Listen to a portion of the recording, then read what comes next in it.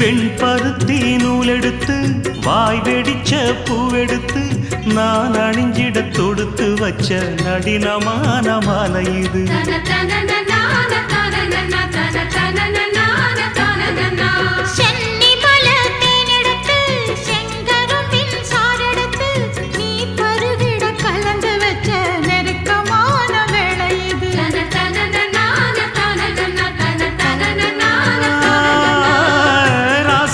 உடம்பிருக்கும் ரவிக்க துணி நானாக அன்னாடம் சூடி கொள்ள ஆசை வச்சாகாதா.